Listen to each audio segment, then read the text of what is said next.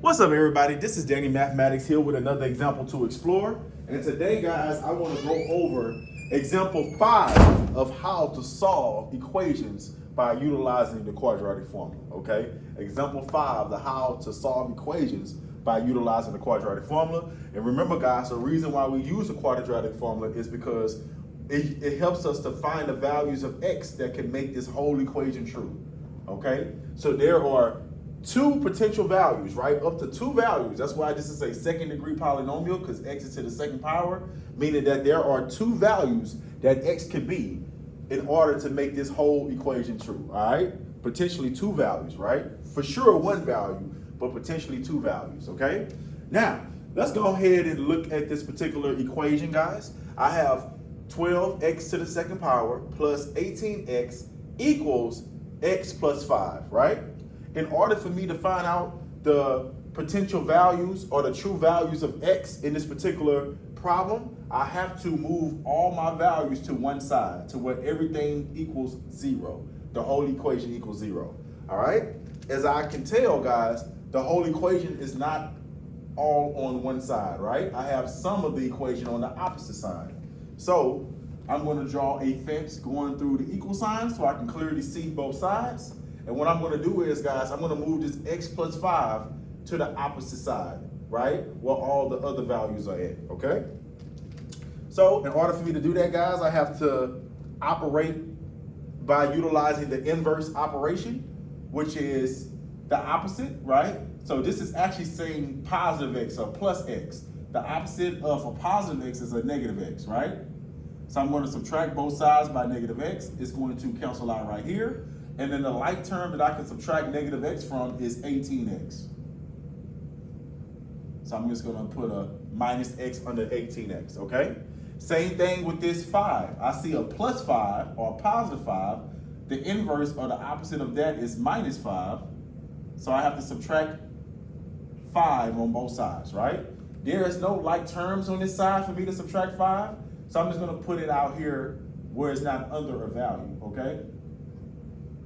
All right, so what we're going to do is, guys, we're going to combine these terms and then put the equation together, okay? So let me go ahead and do that. Give me just 1 second. All right, so now I'm going to bring everything else down. I still have 12x to the second power, right, plus 18x minus 1x equals 17x. So that's 17x. All right, and remember, I still got this minus 5 out here, guys. So minus 5 equals 0, okay? So now, guys, we have successfully combined all like terms and moved all our values to one side of the equal sign to where everything is set to equal 0. Now, in this format, guys, we can find out the value or values of x that can make this equation true, okay? Now, following this, guys, as we notice, 12 is the coefficient of, it's the coefficient A. It's the A coefficient. 12 is the A coefficient, all right? So I'm going to make a little key, and I'm going to put A equals 12, because these are the particular values that we need to put inside, or to plug inside of the quadratic formula in order for us to solve, okay? All right, as you can see, guys, the B is the coefficient that's always attached to x to the first power. In this particular case, it's 17. So B is 17, right? Now remember, guys, within the quadratic formula, we have a positive B value and we have a negative B value. So with that being said, if positive B equals 17, then negative B equals a negative 17, okay? A negative 17, that's negative B. And then lastly, guys, we have C, which is just a constant, which is negative 5, okay? C is negative 5, so I'm gonna set that as C equals negative 5, okay? Now, let me make that negative sign be red so we can see, okay? Negative 5, all right? Now, all we need to do, guys, is just utilize these values right here and plug them into the quadratic formula in their correct positions, and then simplify, and then solve and simplify, right? So let's go ahead and do that, guys. I have an x equals, I'm just following the formula. I have x equals negative b. Negative b is negative 17. So in that position, I'm gonna put negative 17, right? Plus or minus the square root of, I have a positive b to the second power. A positive b is 17, a positive 17, so it's gonna be a positive 17 to the second power, all right, minus 4 times a is 12, right? So it's gonna be minus 4 times 12 times c, and c is that negative 5. C is that negative 5, so it's gonna be times negative 5. Let me put the negative sign right there, negative 5, right? All of this over 2 times a, and a is 12. So 2 times a parentheses 12. All right, guys, we have successfully plugged in all our values in their correct positions. Now, the only thing, guys, that we need to do is simplify and solve. Simplify and solve for x, okay? So let's go ahead and do that, guys. We can start off with this right here. I do know that 2 times 12 is 24. 2 times 12 is 24, so that's easy to figure out. Now I'm gonna do 17 squared, or 17 times 17. 17 times 17, guys, is 289. So I'm gonna cross this out right here, and I'm gonna put 289, all right? Now I have a negative times a negative. A negative times a negative is a positive, right? So negative 4 times negative 5 is 20. So now, if that's 20, I need to do 20 times 12 to find out that part. 20 times 12, okay? 2 times 0 is 0, 2 times 2 is 4, 1 times 0 is 0, 1 times 2 is 2, okay? Boo, boo, boo, boo. So that is 240. That is 240, a positive 240. So I'm gonna cross this out, guys, and I'm gonna put plus 240. Plus 240, okay? That's what we have, 240, all right? So now what we're gonna do is, guys, we're gonna rewrite everything again, right? So we still have x equals a negative 17 plus or minus the square root of. Now I can add these two values inside of the square root, okay? So I have 289, right? Plus 240. Okay? All divided by 24. Okay? Let's continue to simplify, guys.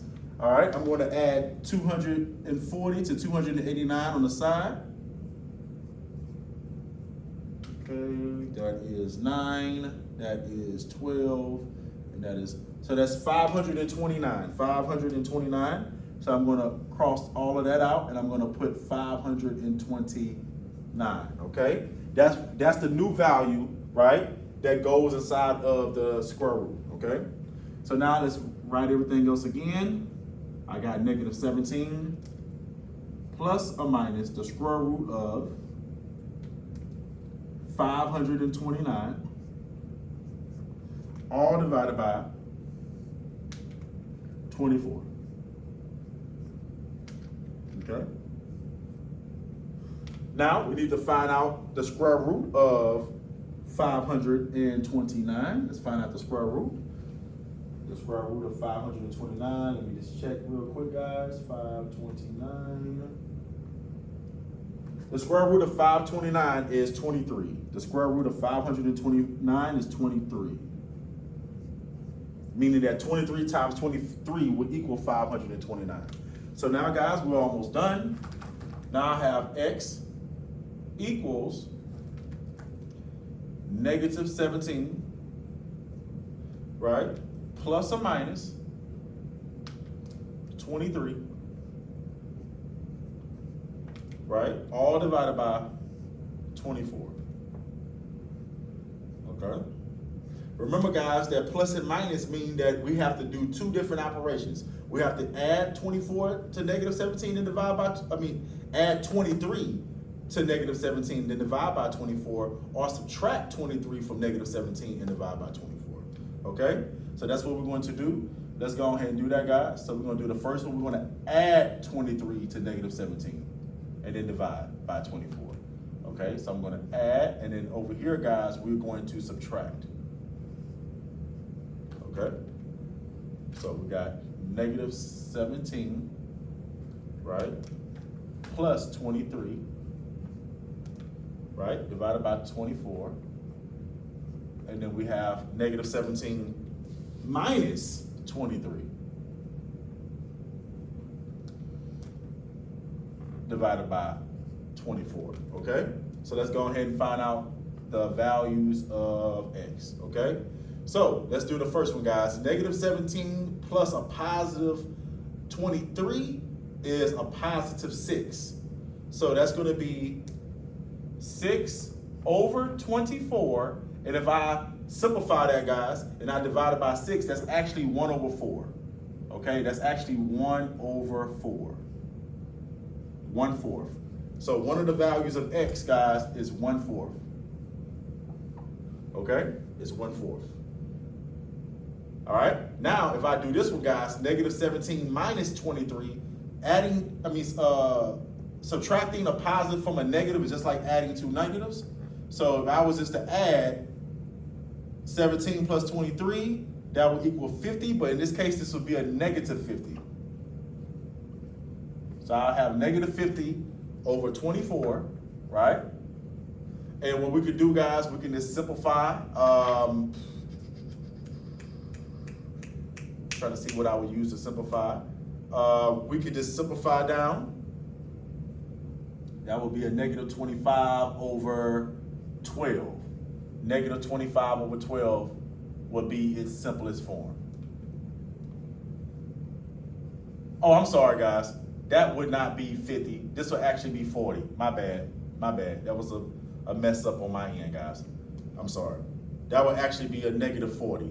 I knew it was something that was off. This actually right here would be a negative 40. Negative 17 plus a negative 23 is actually a negative 40.